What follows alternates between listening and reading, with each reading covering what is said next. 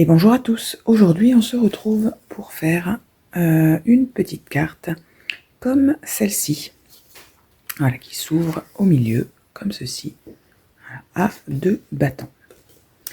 Alors pour ça il vous faut un papier qui va faire 14,5 et on va garder toute la largeur, c'est-à-dire les 21 cm.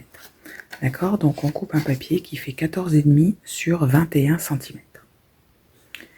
Sur les 14,5, vous allez faire un pli à 5,25. Vous allez faire un pli à 5,25. Alors je viens de changer mon plioir et ça fait déjà plusieurs fois que je me fais avoir. Il plie beaucoup plus fort que l'autre. Et donc ça m'est déjà arrivé 2 fois de déchirer ma feuille en voulant le plier. Donc j'essaye d'y aller. Hop, doucement. Voilà, donc on fait son pli à 5,25 et ensuite on prend ce qui nous reste et on vient le plier en bord à bord. Voilà. Voilà, d'accord, et on a nos 2 parties. Ensuite, il vous faut des chutes, d'accord, ou une image. Donc, moi j'ai choisi cette image sur laquelle je vais récupérer les petits champignons et les petits papillons ici, d'accord. Donc, en réalité, les petits rectangles n'ont pas de dimension particulière, d'accord, ils sont à adapter en fonction de l'image que vous avez. D'accord? Donc on va adapter les carrés. Donc on commence par découper son image. Voilà, donc j'ai découpé mes 2 petites images. On vient positionner à peu près comme ça. Faut pas oublier qu'il va y avoir du matage autour, hein, que ça va prendre un peu plus de place. Et voilà, on regarde si ça va, si c'est pas trop gros. Voilà. D'accord? Donc, première chose, on va mettre du papier de fond sur nos 2 petits rectangles. Donc, notre papier de fond va faire 14 cm sur 4,7. Voilà. Le mieux, c'est de mesurer. C'est parfait, ils font exactement la même taille. Donc 4,7 sur 14 cm, 2 fois, hein, puisque j'ai 2 côtés. Voilà, donc moi j'ai découpé mes 2 morceaux de papier qui vont aller là.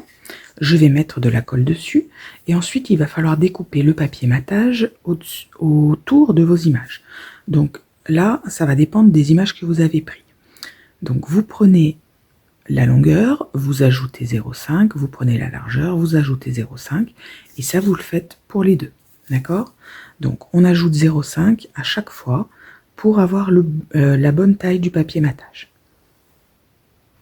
Voilà, donc ça y est, j'ai collé mon papier déco et j'ai collé mes petites images sur mon papier matage. Donc maintenant, à vous de voir comment vous allez positionner ça. L'essentiel, c'est que ce soit en quinconce, d'accord, vous voyez, hein, il ne faut pas que ça arrive au même endroit, sinon c'est pas très joli, ça fait un peu droit. Donc on le met en quinconce, un à gauche, un à droite, peu importe dans quel sens, hein, d'accord, c'est vous qui voyez en fonction des images que vous avez choisies. Et voilà, après on se fait soit un petit repère au crayon à papier pour savoir jusqu'où on met de la colle, soit vous faites comme moi, c'est-à-dire que moi je fais un peu du pifomètre, je me dis que tiens, hop, voilà, il faut que je mette de la colle jusque là, hop, voilà, et après je me fais un trait de colle qui s'arrête là, voilà, tout simplement. Donc là je vais pas préparer les 2 en même temps parce que j'aime bien, vous voyez, positionner celle-là pour après régler la hauteur et la largeur.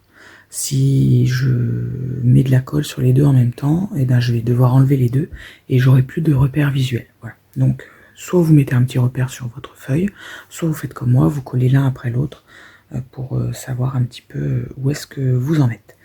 Donc j'attends pour coller ça. Voilà, donc je vais pouvoir coller. La colle est prête, donc je vais repositionner correctement mon image. Je vais attraper l'autre déjà. Voilà. Hop. Donc je vais venir positionner à peu près celle-là pour voir. Voilà. Hop. Voyez un petit peu pour que j'ai à peu près la même hauteur là que en bas. Et voilà. Hop. Je viens positionner celui-là. Bien droit. Alors, une fois que la première est positionnée, c'est plus simple, hein, parce qu'après la deuxième, vous n'avez qu'à centrer ce qui se passe ici et ce qui se passe là. Voilà, d'accord. Donc là, bah, pareil, je vais la mettre à peu près comme ça. Donc, hop, ici.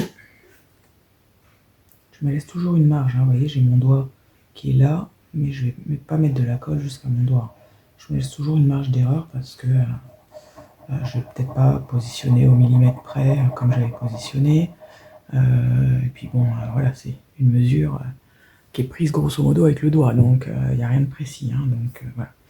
Hop, je fais ça et j'attends tranquillement.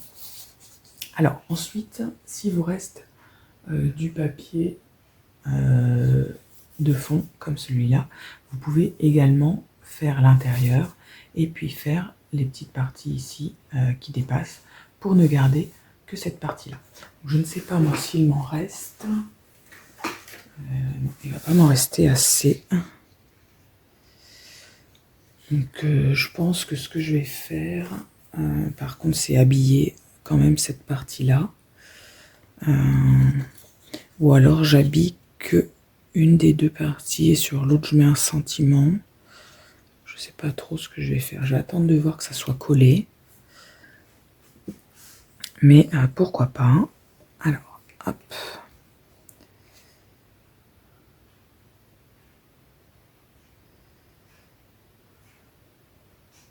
Voilà, donc je fais bien attention à ce que j'ai là, pour que ce soit à peu près pareil. Je fais bien attention, j'essaye le plus possible d'être droite. Et voilà, alors, je vois que j'ai collé un peu trop rapidement, la colle était encore liquide. Et du coup, elle a coulé. Donc d'habitude, elle ne coule pas. Hein. La colle de chez Action, elle ne coule pas. Si elle coule, c'est que vous avez collé trop tôt. Voilà. Et voilà, la carte est terminée. Hein, vous voyez, donc c'est rapide. Voilà, moi je vais habiller quand même à l'intérieur. Je trouve que ça sera plus joli. Au moins une petite bande là et une petite bande là. Parce que là, il me reste que ça, donc je vais pouvoir habiller qu'un seul des deux côtés, sinon.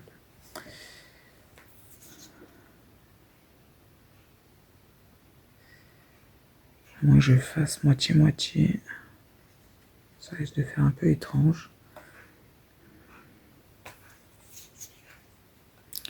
Que je fasse en biais, un triangle en biais, pourquoi pas. Je vais voir ce que je vais faire.